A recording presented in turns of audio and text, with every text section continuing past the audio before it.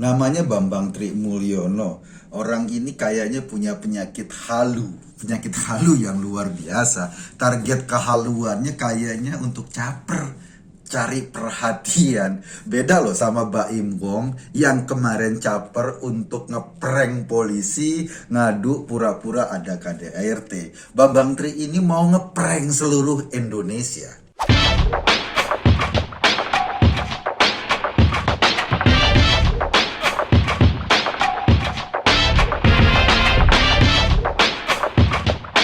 Tahun 2014 kalau nggak salah ya, atau 2017, dia pernah menulis sebuah buku abal-abal, judulnya Jokowi Undercover.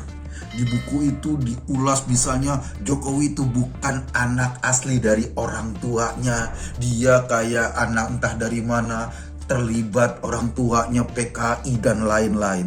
Jadi isu-isu yang paling brutal, fitnah-fitnah paling kejam dituliskan di buku Jokowi Undercover, seolah-olah dia melakukan penelusuran terhadap Pak Jokowi. Tapi karena bukunya isinya cuma fitnah doang, tanpa ada verifikasi data, tanpa ada riset, tanpa ada pertanggungjawaban ilmiah, akhirnya Bambang diseret ke meja hijau. Dia nggak bisa membuktikan apa yang dia tulis di buku yang cuma disebarkan via fotokopi itu. Jadi dia nulis, dia jajain ke penerbit, ya penerbit kan orang waras ya. Mana ada yang mau menerbitkan buku isinya fitnah doang. Bambang sendiri nggak kenal Jokowi. Kemudian dia ngaku-ngaku sebagai saudara kandung Presiden Jokowi pada saat itu. Nah, karena bukunya penuh fitnah, isinya nggak bisa dipertanggungjawabkan, dan kemudian dia ngotot dengan itu, akhirnya dia diseret ke meja hijau, lalu pengadilan menjatuhi dia hukuman 3 tahun penjara untuk fitnah-fitnahnya. Nah, setelah dia keluar dari penjara, kemarin dia mulai lagi tuh kelakuan anehnya itu, halusinasinya mulai lagi. Dia diwawancarai oleh Sugi Nur.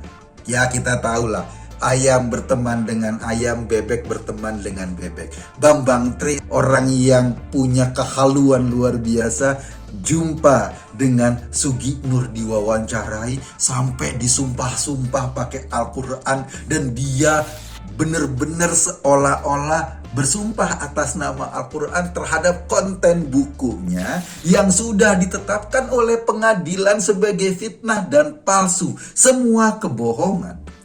Tentu aja sebagian umat Islam yang katanya nalar kritisnya berjalan nggak percaya. Ada lagi yang kena kemakan provokasi percaya, loh dia udah sumpah berdasarkan Quran. Kalau itu benar, ya kan, kalau itu benar ya kita memaklumi. Tapi kalau itu nggak benar, itu kan dia memang menggunakan nama Tuhan untuk legitimasi kebohongannya. Itu yang paling parah.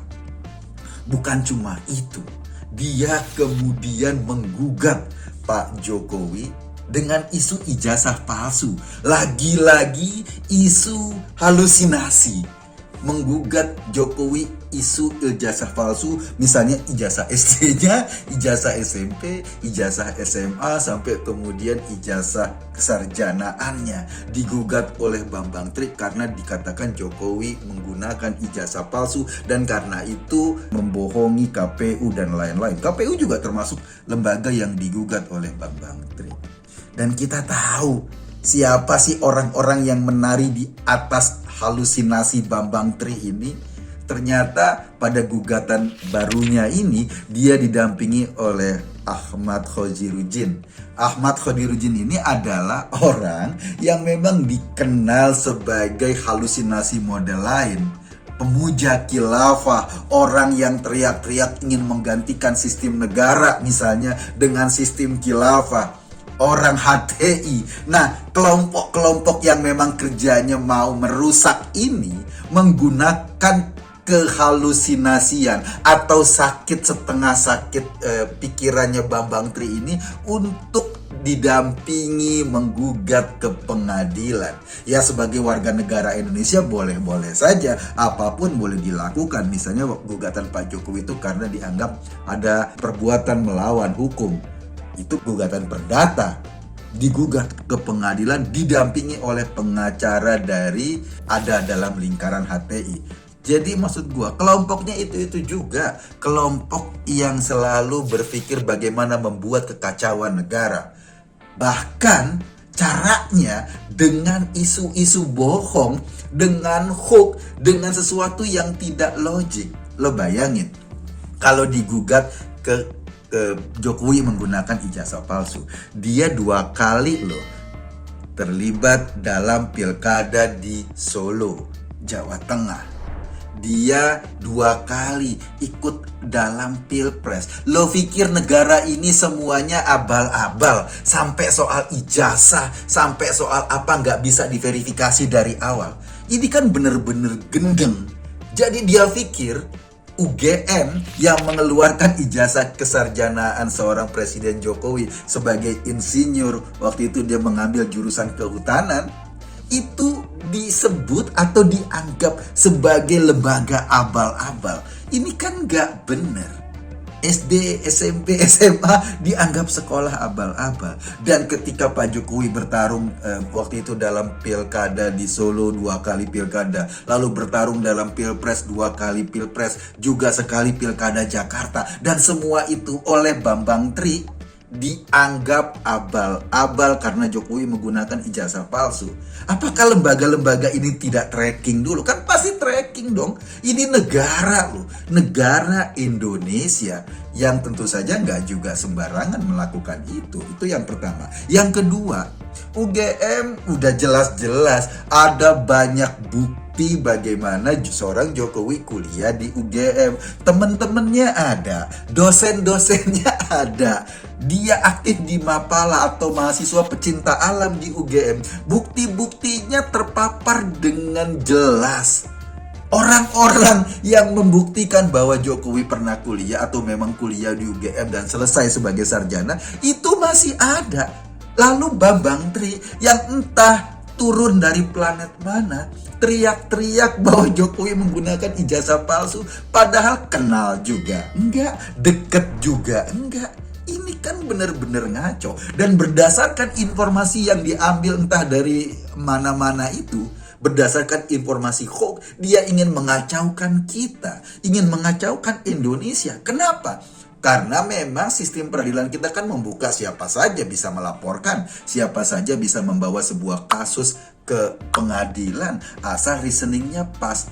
Nah, karena Jokowi seorang presiden, dia bawa-bawa kasus ini biar menjadi isu nasional. Ini sama aja misalnya siapapun bisa dilaporkan. Dan yang paling repot ketika dilaporin, maka media massa itu akan mengakses informasi pelaporan itu. Dan itu bisa dijadikan kampanye, sarana kampanye.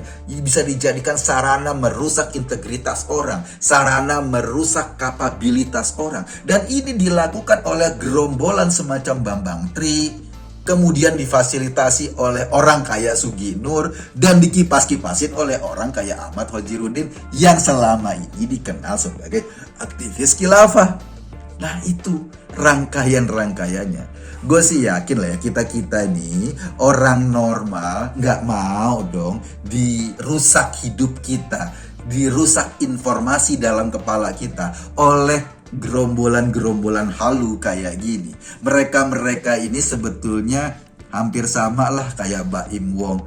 Gegayaan dengan informasi palsu tujuannya cuma ingin menarik perhatian orang agar isunya viral. Kalaupun dia menggunakan kebohongan untuk lakukan itu. Tapi gerombolan-gerombolan yang memang selama ini anti dengan Presiden Jokowi bertepuk tangan, lalu menganalisa foto lah, so inilah, so itulah. Padahal ya semuanya tanpa pengetahuan, semuanya tanpa teknik memadai, dan akhirnya mereka mengambil kesimpulan berdasarkan asumsi. Parahnya apa? Parahnya ketika sebuah fitnah disemburkan terus-menerus dan lo semua atau siapapun berpegang pada fitnah itu akan sangat berbahaya sekali karena kita susah lagi menemukan momentum untuk mencari kebenaran informasi. Gue sih waras aja, gue masih yakin bangsa ini, negara ini ya relatif masih oke lah, dalam artian cuma untuk ngelacak ijazah palsu dan lain-lain. Gak mungkin lah lembaga-lembaga negara ini mengorbankan sedemikian besar resiko hanya karena untuk memenangkan Jokowi misalnya. Gue nggak yakin sampai ke titik itu. Bangsa ini tetap berjalan. Tapi bagi orang-orang kayak Bambang Tri, orang-orang kayak gerombolan HTI, orang-orang kayak Sugi Nur, wajar-wajar saja. Karena memang apalagi gerombolan HTI, targetnya mau merusak seluruh elemen bangsa ini agar kita tidak percaya pada sistem dan digantikan dengan khilafah. Kalau Bambang Tri barangkali kayak Mr. Bean, orang yang jatuh dari planet mana. Bedanya Mr. Bean menyenangkan, ini memuakkan. Gue Kakun tadi di acara Masuk Baik. Terima kasih.